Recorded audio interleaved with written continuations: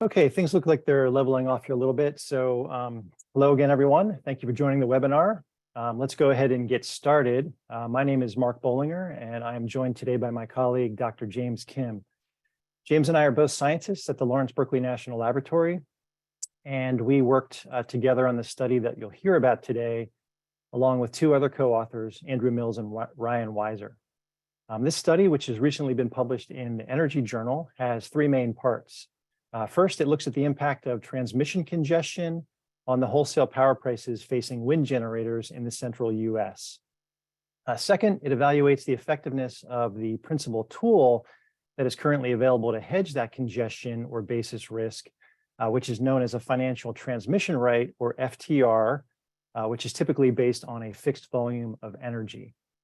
And then third and finally, it proposes and assesses an alternative FTR design that is more suitable for generators with variable output like wind plants. Now, since you will hear the terms basis and basis risk quite a lot during today's webinar, I thought I would just take a minute here to define and clarify what we mean by basis, given that it's a term that can have different meanings depending on the context. For example, in futures markets, the word basis has a temporal meaning defined as the difference between the cash price and the futures price. That is not how we'll be using the term today, though. Today, we'll be talking about what's known as locational basis, or the price difference between two different locations. And of particular interest to this study is the locational basis between the generator node and the nearest liquid trading hub. This locational basis and the risk that it poses has become increasingly important in recent years, given the rise of corporate off-takers or power purchasers who typically like to settle their purchase contracts at liquid trading hubs rather than at the generator's bus bar or local generator node, as has historically been the practice with utility off-takers. Now, if you didn't quite follow all that, no worries. James will provide a more concrete definition of locational basis along with some examples during the presentation. And before I pass it off to James, I have just a few quick process notes. The webinar is being recorded and will be posted to our website within a few days. If you have questions or comments, please type them into the Q&A box. I will be monitoring your questions while James is presenting and may try to answer a few in writing if that seems appropriate, though I suspect I will end up saving most of them for a live Q&A session towards the end of the hour. And then finally, I want to thank the Wind Energy Technologies Office within the U.S. Department of Energy's Office of Energy Efficiency and Renewable Energy for sponsoring this work. And with that, let me hand it over to James. Thanks, Mark, for the great introduction. So this is a webinar with this long title, definitely the financial transmission rights in wind-rich electricity markets in the central US. And yeah, I'm happy to and lucky to present this study for the audience. And I'm happy to see some very familiar names. And thanks for joining today's session. So let's begin. So before getting into the zest, getting to the meat, like why do we need to care about wind and what are the backgrounds that how we started the study? So the wind and solar, the renewable energy in the US has been a great portion of the energy mix in a growing trend from 10 years ago and until now. And the orange color in this, the bars are the solar and the green is wind. You can see a definitely growing trend for the last 10 years. So the wind has been a greater importance of the general energy mix in the United States. So that has been a trend in the United States. And has it been equally distributed and dispersed across the US? Perhaps in a certain sense, yes. But however, when you see those areas in the central US, like the ARCA, where the Texas is located, and SPP in the central area, and the MISO in the Middle West region, you can see a lot more wind power plants that are installed and operated in the US compared to the other regions. So the wind power installations are dispersed but concentrated in the central region, as you can see on the map. And that's why we are focusing on, especially in this study, on the central US region. And that has been a trend so far at the present moment. And how about the future? the future, the crystal ball to look at the future multiple ways. And one of the way is looking at the interconnection queues for the transmission lines. What are the interconnection queues? Those are the ones that power plants, generations, and installers and developers, if they want to develop a solar or wind or any other power plants that are going to be connected in the transmission line, then they need to have a certain process to be waiting on the queue to wait for their turn to come, which is interconnection queue. So those are the lines that are already ready to be installed and connected to the transmission line queues in most of the cases. And when you look at those data to be happening in the future, then the solar and the wind are in definitely a growing trend. On the bottom of this figure, the far left one is solar, it's definitely growing. The third one is wind. It has been a growing trend. And one thing, interesting thing is, which is not a focus of this study, but everybody can notice that there is a big jump of the storage in a very recent year. So those are the ones like solar storage and wind. Those are related to the clean energy and renewable energies at the center. Has been a growing trend and will be a growing trend in the future. So those are the definitely interesting things. And one interesting thing that is happening recently is about the types of the contract. So the power sales to the corporate customers have increased, and those are the customers that want to have more renewables in the recent years. So when you look at the chart over here, those are the trend and the volume of the renewable contract. And the contract on the PPAs, so-called, is traditionally with the utilities. Those contracts with the PPAs are often settled at the local wholesale pricing node where the generations, the power plants are located. So they don't have to care about the price difference between their settled local pricing node to the trading hub or where their energy is going to be delivered. So meaning like the traditional PPAs, they are shielding from the basis or basis risk that is just explained by the mark, which is a price difference between the two nodes. However, the corporate PPAs, where is more often happening in recent years, usually settled at liquid trading hubs, which means the developers or installers of those wind and solar power plants, especially, owning and facing the basis risk exposure. Meaning they are the ones that who need to take care of and hedging and caring about the basis and that basis risk exposed because of the price difference between their local pricing node and deliver their power to the settled liquid trading hubs. So the price difference between their local the pricing node to their the liquid trading hubs is coming as a basis risk, and they are going to be exposed to that type of risk more often because the corporate PPAs are in growing trend in the renewable energy market. So that's the some of the important the backgrounds. And here is one more trend that are somewhat related to this study, which is the growing wind and solar have been impacting on the wholesale electricity market prices, level, and uncertainty. So when you see the frequency of the negative LMPs happening in the US electricity market, you can find some similarities between this slide where the negative LMP is happening more frequently in the central US and the slide of few slides before that I introduced that where the wind power plants are located. So because of the variability of the wind power plants and their zero marginal generation cost characteristics, the growing generation assets in the central US and increases the frequency of the negative or lower price of the LMPs, and also increase the uncertainty or variability of the prices. So those negative prices and also the uncertainty of those prices are impacted by the growing trends of the renewables.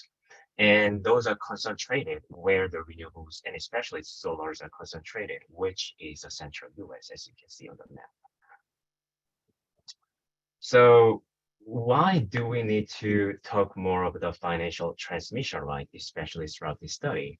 Because many of the electricity market design in line and in tandem with the renewable energies has been focused on either energy markets or capacity markets or ancillary services. Like energy markets, they're moving toward the faster markets because of the keep up with the variability of the renewables, the forecast, or capacity markets, ancillary service markets where the renewables and hybrids and storages can provide more the services the grid needs. But there has been not much of the conversation about the financial transmission right, which is an important product in the market that is used to hedge the basis and basic risk exposure, especially for the renewable energies, which I'm going to talk more. But this is a primer of why do we need to talk about wind, especially the central the market in the US, and the financial transmission right, where those bases and basic risk is exposed by the renewable energy developers and operators. And the financial transmission right is a product to hedge those bases or basis risk. However, has been not been discussed too much. So this is probably enough for the backgrounds and the warm up of this study. So let's get into the real thing. So this is a table of contents I'm going to introduce and provide more motivations and brief literatures and data and methods, and I'm going to share more result in 3 sections. As Mark mentioned, evaluate the basis risk and the residual basis risk by the existing FTR products, which is a fixed volume nature. And I'm going to introduce a somewhat alternative, the renewable friendly FTR, and I'll conclude with some of the implications. So introduction and motivation. So what is the basis? So the basis, as Mark introduced very well at the very first of the presentation, is the price difference between the plant node where power plant is located and the trading hub where the buyer buys the energy. And why the price difference is happening, I believe that many of the participants today knows this very well. The market prices in the wholesale electricity market in the US especially, they vary across locations. Is generally because of the limited transmission line capacity and also the weather and load and generation that having more locality. And the basis is the price difference between the contracted trading hubs and power plant node. And this study that we are going to talk more about the basis level and the basis uncertainty. So, and we have been updating those terms in different definitions. But this study introduced the basis risk as a basis times generation as a lump sum, which is equivalent to the basis level. And I'm going to redefine this a little bit later. And this the basis exposure is more significant for the wind power due to its remote location. Like, for example, when you think about the natural gas power plant that are adjacent to the local load pockets, they have a similar proximity to where their energy is sold and purchased. However, when you think about wind power plants, those are usually located in a remote area that having a greater transmission line constraint. And that is one of the reasons that why the wind power is exposed to more of the basis and basis risk compared to the other generation types. So this is a type of case study why the basis risk introduced additional uncertainty in contract revenues and why do we need to talk about this. So basis risk, so this is an example of the wind power plant in the archive, and the basis risk is really hard to predict. Like when you look at the historical, the basis risk and the variation of the basis that is exposed to the wind power plant is really hard to predict because of nature of the electricity market topology. Like nobody knows what's going to be happening. Like, and especially our market, there has been a lot of events in the last few years, and this high variation of the basis risk make it really hard to use a fixed price to offset into the PPA to make up for the expected basis risk. Meaning, like if you already knew what is the basis they exposed in a very deterministic manner, you know how it's going to be happening in the next 10 or 20 years, then you can easily blend it into the PPA, that PPA contract that you are getting into it. However, if the variability of those bases that is exposed by those renewable assets are so high, and you have no idea what's going to be happening. For example, in 2019, those high basis risk variation in happening in this 1 year, and some other years, even those the positive negative is fluctuating and is highly variable. So you have not much idea and not much way to kind of blend it into a existing contract.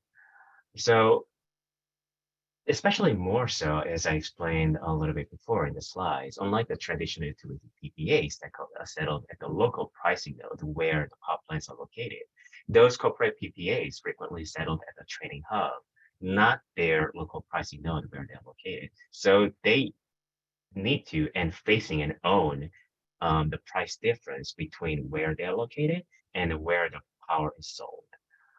So since the corporate PPA is growing and the new market participants are facing this growing issue, so that's one of the reasons that basis and basis risk exposure to the wind power plants and the renewable energy assets are need to be taken care of more thoroughly and seriously.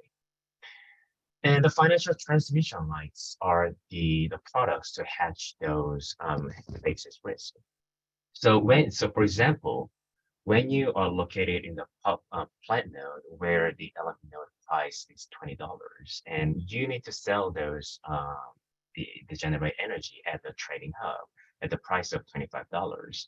And at the hour or on average, if you are the one who generated 10 megawatts of the energy, then if you buy a 10 megawatts of FTR from plant node to the trading hub is the direction of products, then the payback or payout from those purchased 10 megawatts of FTR is a $5, which is the price difference between the trading hub and the LMP node, which is 25 minus 20, which is $5, times the volume of the megawatt of the FTR that you own, which is $5, times the 10 megawatts, which is $50.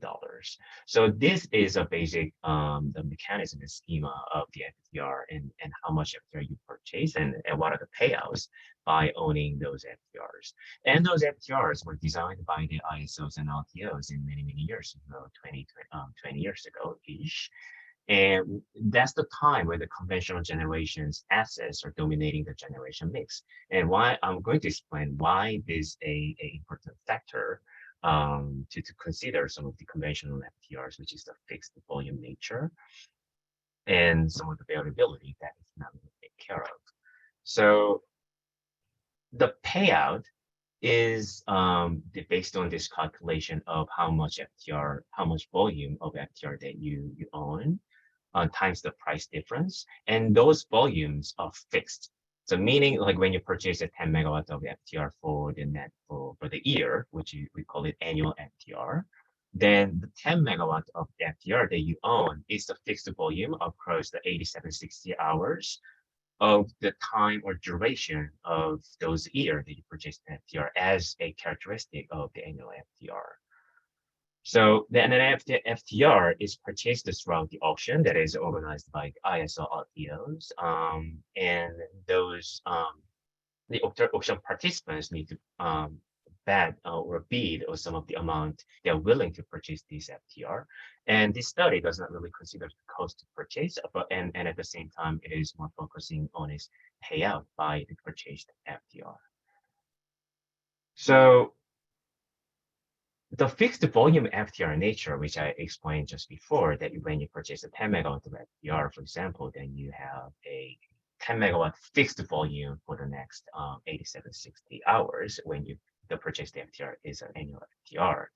And it hedges really well for those conventional generation assets, which usually have a fixed or rather flatty the generation profile.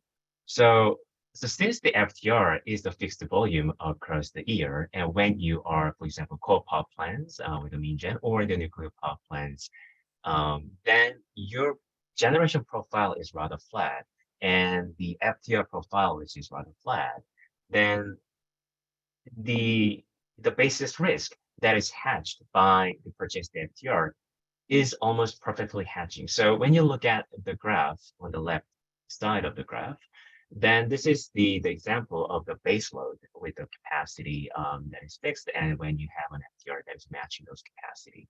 So when you a basis is exposed to the amount that is the price difference between the pricing node and the trading hubs, and the FTR payout is consistent to the exposed basis risk because the generation profile is flat. So those residual basis risk, which is the risk that is hedged by those existing FTR or purchased FTR, is near zero. But when you're a wind, you purchase an FTR, which is a fixed volume nature, but your generation profile is varying across time, across season, across day and night. So even though you purchase an FTR, but because the FTRs, the current nature of the FTR is a fixed volume across the time that you purchase, and it doesn't really hatch or well match those varying generation profile characteristics. So the residual basis risk, which is the basis risk exposed and hedged by those FTR, when you look at on the right side, which is about the wind, that is quite different. And the hedging is imperfect, meaning the residual basis risk is still there and it is not zero because unlike to those base load generation assets, the wind having a varying volume and those fixed volume nature of the FTR cannot really hatch those exposed basis risk perfectly. So yeah, with that in mind, like we just found that the wind is a growing asset and wind is more exposed to basis and basis risk because of its remote location nature. And those basis and basis risk is supposed to be hedged by the FTR. And FTR was developed and designed 20 years ago when the dominant generation assets in the ISO and LTO markets are the conventional and fixed volume, the baseload generation assets. And those fixed volume nature of the FTR were perfectly hatching and working really well, those baseload generation assets. However, it doesn't really work well and hatch well for the wind power generation asset. Why? Because of its varying nature of its generation profile. So with those backgrounds, and the introduction, we had a certain hypothesis and of this study. So the basis risk is larger for wind and is potentially more important using hedging products to hedge those exposed basis risk. However, it doesn't really work well because of its fixed volume nature. So alternative FTR can be designed to be more effective for the wind power plants with a varying volume generation profile. So what our approach to have a glimpse of this issue and provide a potential solution is using a historical generation and wholesale price market data. We look at the exposed basis level and basis uncertainty and the focus on the central US. And we're going to use, as I mentioned briefly before, we are going to use the two key metrics. One is a basis level and the other one is a basis uncertainty.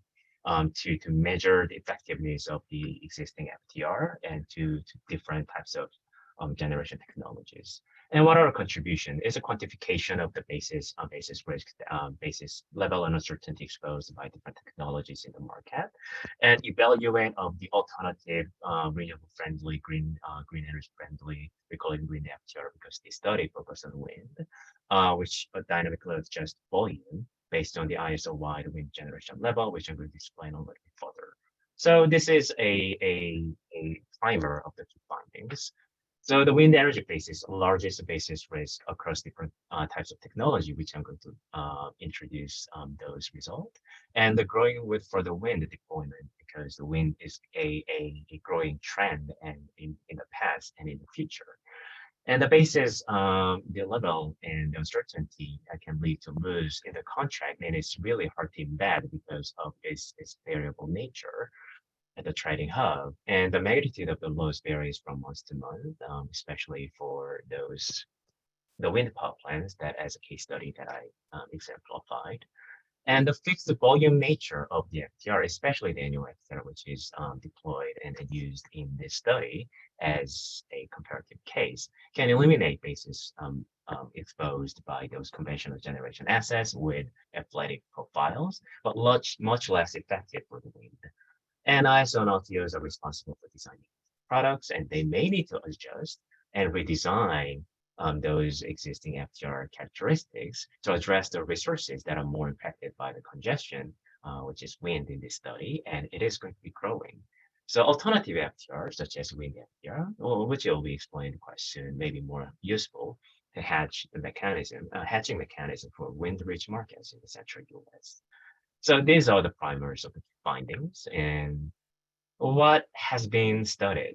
So it's very thin actually. So a few alternative flexible FTR designs were proposed in the past. So one is varying volume in 2013, and the other one is the spatial FTR. So there has been some, but it is very thin the literature that has been out there. So I'm glad that this study is adding on top of those studies, the findings. And what are the methods? So we're going to quantify and compare the basis level and uncertainty across generation technology types. So they compare those basis level and uncertainty. So we used a market prices and generation profiles and et cetera, and the thermal generation profiles. And we're going to compare those the basis level exposed and uncertainty and the hedged the basis by the different types of the FTR design using two key metrics. As you can see on the right, the one is level and the other one is uncertainty. So we have a lot of assumptions and data, as you can see, as you can easily find on this slide, and also the paper, which you can find, which is an open access on the Energy Journal. But due to the sake of time, I'm going to skip this slide, and we can always come back to this slide if you need more of the details. So the focus on the central US. So we mentioned and we have shown some of the maps that wind are concentrated in the central US. Which is true, and especially ERCOT and MISO SPP, those are the ones that having and leading the growing trend of the wind power plant generations. And for the MISO, we specifically focus on MISO North because that's where the more of the winds are located. And you can see on the right side of the maps, those are the selected hubs in MISO and SPP and ERCOT. So those are representative and geographically distinct hub in MISO, SPP, and ERCOT. Those selections are guided by the evidence from the domain experts, including some of the people in the surety and some of the other industry leaders. And we also done a sensitivity analysis whether those choices of this trading hubs in this study are quite sensitive and impact on the study result. And those shows a robustness of the hub selections, whether it's 3 or 4 or different locations. So perhaps selecting a little bit different hubs may change some of the result, but not a qualitative directionally. So what is the evaluation of the basis exposed by the different technologies? So the basis level that is exposed by different technologies, we are going to present it in a different way. So one is about the wind, and the other one is about everything but wind. So this is a basis exposed by the technology. When you look at the left, there are a lot of red dots for the wind. So meaning like if your wind power plants and located in those central US, then your basis, the price difference between your local price node where your plant is located to the trading hubs that is more liquid and usually the takers are buying the energy. The price difference is negative, meaning where you're located as a wind power plant tend to have a lower price compared to the liquid trading hub that you're supposed to sell those energies. And the more red, then more negative price or the lower price at your local pricing node.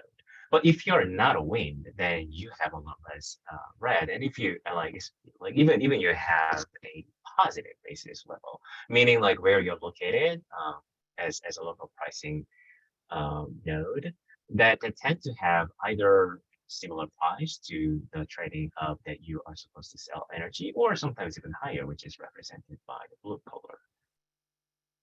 So the wind is somewhat, on having a little bit of like less pricing exposed by the local pricing node. And with the power plants, as you can see on this plot, which is represented by the green, those aggregate basis level exposure, that has been a trend going down compared to the other technologies. So when you look at ERCOT, like on the far left from 2015 to 2019, the aggregate level of the basis that is exposed by this wind is going negative and negative, negative. But when you compare to the other technologies, look at the other technologies of the other colors, then those are usually staying at zero or sometimes even positive. And it has been the case that the trend line is somewhat different from one market to the other. But those are the general trends. The wind are exposed a negative level, territory of the basis level exposure compared to the other technologies. So this is somewhat interesting picture to draw. So the winds are more rich in those central US electricity market like ERCOT and MISO and SPP, and those basis level exposed by those different types of technologies are somewhat consistent, which is wind is more the lower price location compared to the other technologies. And it's even a growing trend on some of the markets, especially ERCOT. And so those are the aggregate level in the dollar term. Then how about the dollar per megawatt hour term, which is a unit of the production metric?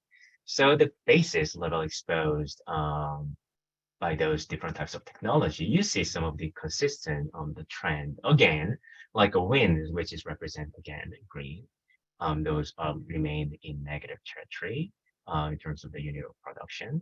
And this is consistent across the ERCOT and MISO and SPP. Those are the wind is the technology that is staying and remained at the negative territory compared to the other technologies.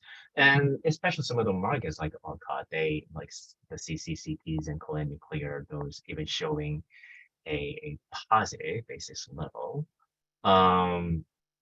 And the magnitude are smaller for some of the other markets, and the magnitudes are different across the different markets. However, there's a trend, and consistently shown is that the wind having a negative basis level compared to the other markets. And how about the basis uncertainty? So the basis uncertainty is measured as a standard deviation of monthly average basis risk. Is again, it's not as clear picture as the previous one. The basis uncertainty is somewhat and tend to be higher for the wind compared to the other technologies. And one exception, as you see here, is the nuclear in the ERCOT market, and this is somewhat impacted by the scarcity pricing events in the summer of 2019. So the wind exposed more to the basis, which is negative territory, or so tend to have a higher basis uncertainty compared to the other markets. Then how about the residual basis and basis risk? Those are defined and calculated by this existing fixed volume FTR, which is currently the market design for the FTR. So when you introduce an annual FTR, which having a consistent volume across 8760 hours of the year, it nearly eliminates, as you expected, and as I've shown in the case study, it effectively nearly eliminates the basis exposed, basis level exposed by the other technologies, most conventional generation assets. However, is a lot less so for the wind. So let's look at the picture. Then when you see those, the basis that is in the green is the basis level exposed without an FTR. And the orange color is the basis level exposed with an FTR, meaning those are the remained or residual basis level after hatching those basis level with the existing fixed volume FTR for the year. And those fixed volume FTRs are particularly effective at eliminating the bases exposed to the nuclear and coal, which again having a quite consistent generation profiles. So when you look at the MISO, like this NRCOT and SPP or so, those unlike CCN, CTN, coal and nuclear, in most of the cases, the basis level exposed are at some level. However, when you introduce the annual FTR with a fixed volume nature, those exposed basis level is almost eliminated, like completely. But when you look at the wind, which is on the far right on every plot, then yeah, of course, those are somewhat reduced, but not at the level of the other technologies because of the varying the generation profile and varying nature of the wind power plant compared to the other technologies.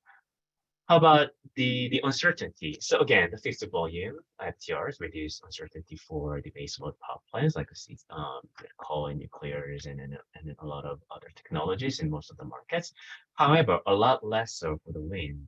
And again, this picture and the trend is not as clear as the basis level. However, we can see also a general trend that is the basis level, basis uncertainty is somewhat reduced more so for the conventional technologies, however, a lot less so for the wind. And the variation in wind power, this time of the day and month to month, seasonal nature, diminish the effectiveness of the fixed volume FTR in terms of the reducing the exposed uncertainty of the basis they have.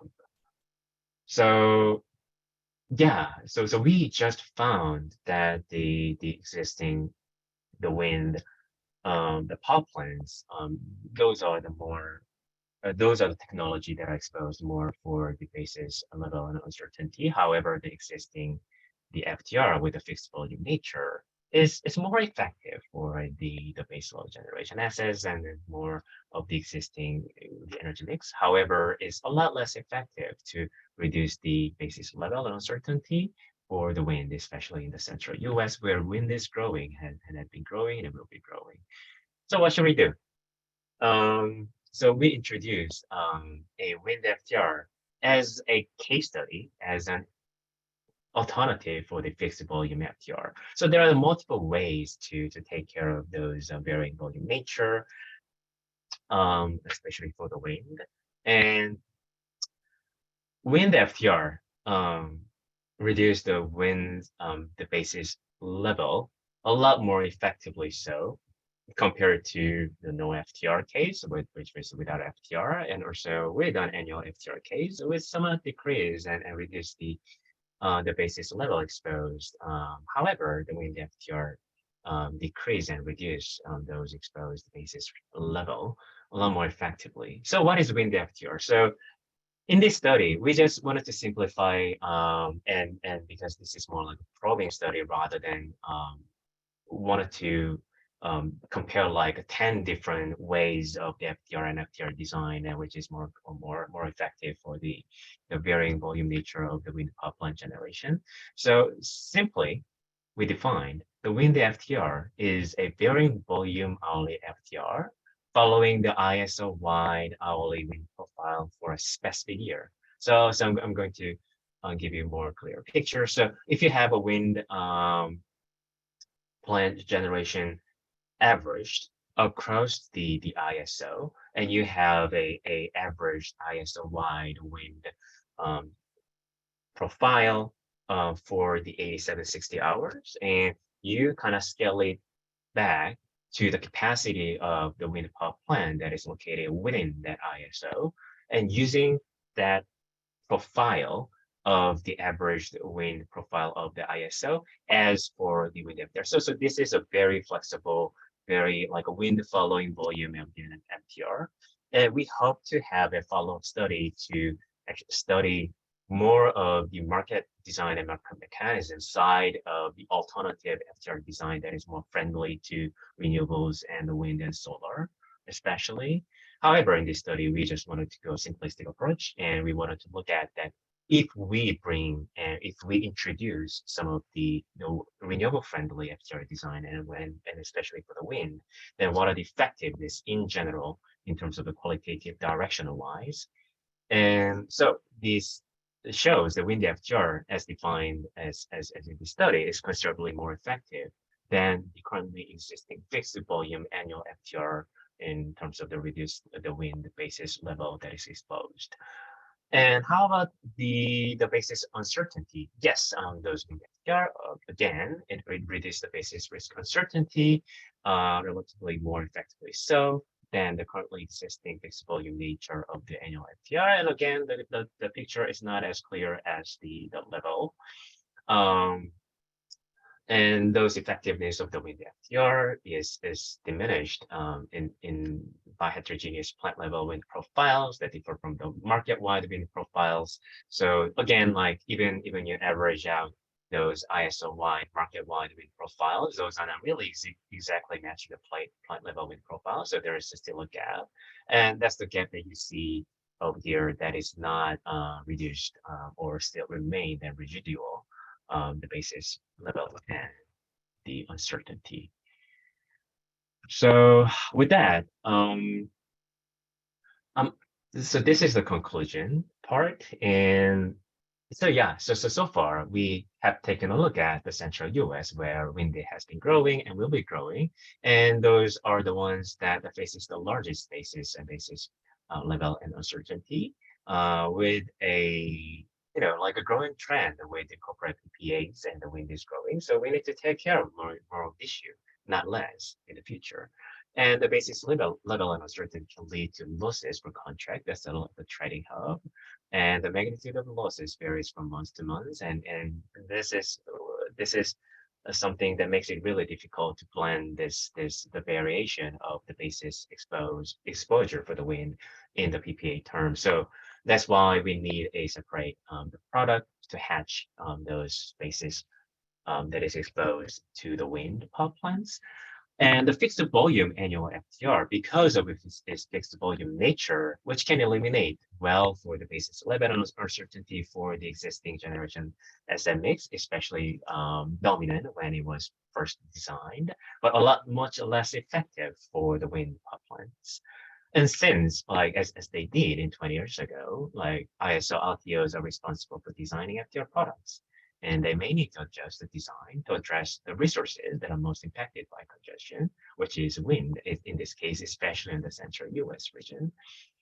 So we might say the alternative FTRs that is more friendly to wind and solar, like the wind FTR that is introduced briefly in this study, may be more useful hedging mechanism for wind-rich markets in the central the US area, and also the other areas where the wind is growing currently and in the future. So with that, yeah, so this is my contact and contact of Mark Bollinger, who is co-hosting this webinar. And again, this manuscript is published in the Energy Journal. It's an open access, open to everyone. So please take a look at them. Yeah, and if you need more information, then please visit those website and ask us any questions or remain that you have. So thank you so much. Great. Thank you, James, for that presentation. We've had a lot of good questions come in. And just a reminder, if you still have a question, please type it into the Q&A box and we'll get through as many as we can in the next 15 minutes. So there have been a few questions that have come in focused on sort of the design of the wind FTR, James. So one of them is, well, I guess let's start with more of a broader question, which is how exactly does the wind profile determine the time varying volume of the wind FTR? So yeah, so in this study, like the wind FTR is designed as a market-wide, the wind profile following FTR volume, meaning like, for example, if you are located in ERCOT market and the ERCOT market is the entire ERCOT market wind profile generation having a certain shape, then you are scaling back those shape to match the capacity of the individual wind power plants in those markets. And so those are like a general wind FTR design that is employed in this study. And if you're asking some of the more practicality, how is it implemented in the market, and et cetera, et cetera. So we actually contacted some of the market operators. We cannot name the name.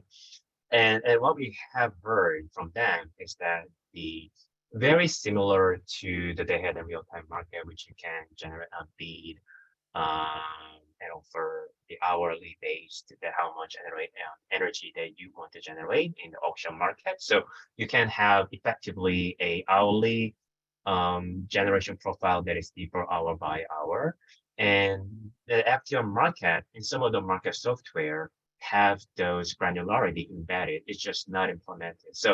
So meaning like if you have a certain granular profile, even though it is an hour by hour, probably it's too granular, but at least like week to week, month to month in some of the shapes that you are imagining.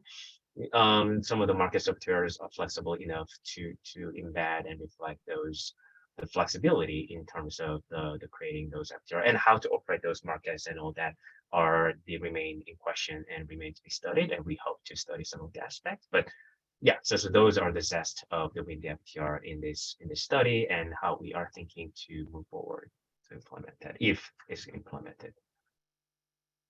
Okay, and related to that question, someone else asked, instead of using ISO-wide hourly wind profiles to construct the wind FTR, could you use, or did we look at using specific historical profiles, presumably for each individual wind plant?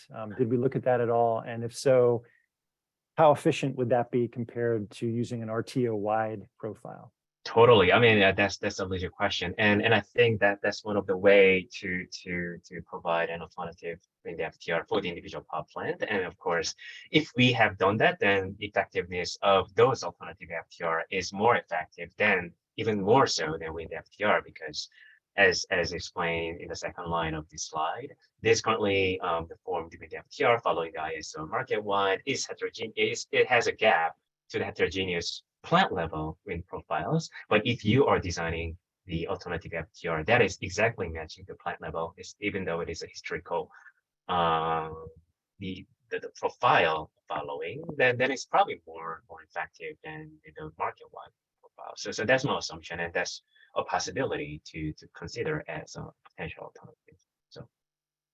Okay, and then someone asked whether the wind FTR design is applied only to wind plants or to the entire generation mix. And I presume what the question means is, are we talking about kind of replacing conventional FTRs with a wind FTR, or just supplementing conventional FTRs? Yeah, definitely. So this is a supplementing. So this is like adding a additional flexibility level. So if you so you have a flexibility in choosing your own FTR profile rather than accepting and only accepting that existing flat profile across the 8760 hours, for example. So this is a more supplementary. So if you need a flat profile for the FTR, then you can definitely go with that. And if you need more flexible, like a varying volume FTR, like wind FTR, then you can go with that. So this is providing more flexible market design rather than replacing one FTR design to the other. Great. So another question concerns the hourly wind profile and whether that profile would take into account predetermined curtailments. Not totally sure what a predetermined curtailment is, but maybe you can answer that, Gene. Yeah, I mean, so just following the question literally, then if that is predetermined, then your FTR purchase and creating those FTR profiles supposed to follow those predetermined curtailment of the wind. And if it is somewhat, like unpredetermined, I don't know, like future determined curtailment of the wind, perhaps ordered by the system operators. And if you think some of the dispatching or dispatching method that is instructed by the ISO for the day-ahead and real-time market, there has been some of the instructed curtailment for some of the generation assets, and the generation owners are bidding into the day-ahead market, for example, assuming and considering those upcoming curtailment. So if you have a curtailment upcoming, which is not predetermined in the future, that is also considered in your FTR profile design as similar to the day-ahead market bidding process. Okay, and then we had a number of questions kind of focused on the bigger picture, kind of the system-wide impact of FTRs and wind FTRs. And I guess to kick off a few of those questions, can you just clarify again, James, who are the natural counterparties, or who are the counterparties here for wind FTRs? And specifically, I think the asker was asking whether there are organizations that may be able to kind of take on that risk. In other words, the wind FTR transfers that risk to some counterparty. So who is that counterparty? Sure. So yeah, definitely. So bring the analogy of the day-ahead and real-time market, and I'm going to the answering some of the questions. So day-ahead and real-time market, everyone is give a bid on offer. So some people buy on energy, some people sell the energy in the market, and that market, which is auction market, is organized by the ISO LTOs. So counterparties of the seller is a buyer in the market, and the counterparty of the buyer is a seller in the market, and those market is organized by the ISO LTOs for the day-ahead market. So FTR market, the financial transmission right market, there is a seller and buyer in the auction. So the counterparties of the sellers are buyers counterparties are sellers, and who is taking a risk and responsibility are the ones who purchase or sell those products.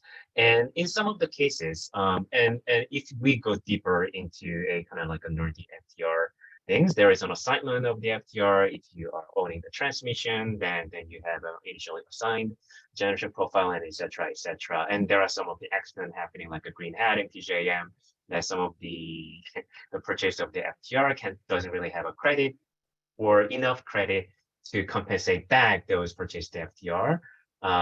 So that is somewhat, like extra cases that the ISLPOs market operators supposed to kick in and diminishing those risks.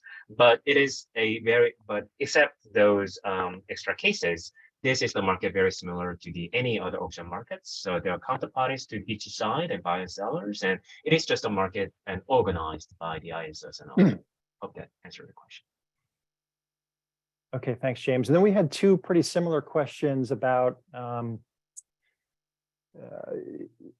FTRs kind of seemingly benefiting wind generators, but perhaps imposing costs on other market participants. And so I guess just to read one of these two questions, the question reads, the wind FTR redirects more of the congestion rent to wind generators, but presumably it doesn't change the total congestion in the system. So who is losing out if wind FTRs are implemented?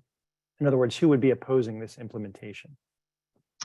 Totally. So this is a overall event behavior, and yeah. So there are some of the studies that and also the market results. So in theory, if we like double click some of the market backgrounds and nerdiness here, that the collected money out of the FTR is supposed to equal to the congestion that is happening in the market, meaning like a financial transmission, right? In theory, is designed to kind of recoup those the congestion happening in the market and the cost that is incurring. And in some of the markets, and it has been some of the academic questions that some of the markets having a matching, kind of like a match the end of those collected and the congestion occurred in the market, and some of the markets are not, and some of the years yes, and some of them are not. So there had been a question like who is owning what, and where the loads that the gap is coming from the existing FTR market design. And some of the answers, I believe, interestingly, where the ineffectiveness of the FTR design by itself. So meaning when there's a congestion happening in the market, like sometimes a few times of the day, sometimes a few of the days of the year, some of the hours happening more congestion than the other hours. And the FTR, because it's designed by nature at the current status, is a flat. So meaning like if you have a congestion collection through the financial transmission, right, which is a flat profile across the year, doesn't really match the congestion profile in the market. So those mismatch having a gap of those collected revenue by an auctioning of the FTR compared to the congestion. So I believe actually I hope I can also have some resources to study that. But if we have more flexible the financial transmission right design that is more closely matching to the congestion profile, which can be utilized by many of the market participants, including the wind, then we have more of the effectiveness and efficiency of the financial transmission right revenue collection throughout the market, and there is a less gap between the collector and the payer. Yeah, and just to build on that, it seems like wind is the generation type that is arguably most impacted by congestion. And so, in some ways, it only makes sense that FTRs, which are the mechanism by which you can hedge congestion risk, should be more closely tailored to wind generation, just given the relative risk profiles across different types of plants. Let's see, there are a few questions about costs. This study did not look at costs. We did not look at the cost of FTRs, but someone asked, if the node price is 20 and the hub price is 25, the FTR pays out $5, what would you expect the cost of that FTR to be? Yeah, so it really depends on which market theory you're looking at, but through the efficient market theory and the price discovery mechanism, the FTR market is supposed to be effective. Sometimes not, because if that is perfectly effective, like the stock market, there is no stock market trader, and if it is perfectly effective, then there's no trader in the FTR market. So it is supposed to be equal to is expected return, but sometimes it is a little bit deviated from that. But theory supports that the cost is supposed to, through the price discovery, to its expected return. Okay, great. And then we should talk a little bit about implementation or potential implementation. Has there been any movement among ISOs or in the regulatory space more broadly to try and implement variable volume FTRs? So there has been an interest. Yeah, I mean, this is the studies supported by the Wind Office of the DOE, Department of Energy. So there has been an interest in supporting this type of study, and there have been ISOs and LPOs that is located in the central US, probably one of three, and yeah, and some of their market operators are quite interested in supporting those the hedge mechanism. It doesn't have to be like a wind FTR strictly following these types of design, but there has been some conversation, and we found some of the interests that could be developed further from those from the DOE side and also the ISO and LTO side. So things are remain to be seen, but there has been definitely an interest. Okay, and then James, if you could go back to slides 24 through 26, there was a specific question about what is behind the difference between basis risk across the RTOs. So in other words, why does WIN's basis risk in ERCOT look different than it does in MISO, for example? Yeah, totally. So these are probably twofold. So one is their topology, meaning like how much transmission line they have compared to the transmission line flow they need to take care of, and where those pipelines are located. So let me bring the example of the SPP because this is a little bit more interesting. So until 2015 to 2017, the wind the basis exposure, which is a negative level, has been decreasing, and the SPP decided, like as merchant developer, they decided to install the transmission line after seeing those increasing the basis exposure to the wind, and also the increased overall congestion in the market. So there has been a major transmission line project that happened in 2017. So you see like a bump up of the basis level exposure to the wind, and after that, it has been decreasing since then a little bit. So it is a mix of how much wind you have in the market and how much transmission line capacity that is built in those markets, and also those upgrades that is happening in the market. So those are kind of multiple variables that is happening, and compared to the one market to the other is like as an apple to apple is quite hard to implement, but those are some of the general differences across the market that is making a heterogeneous basis level exposed to different types of technologies.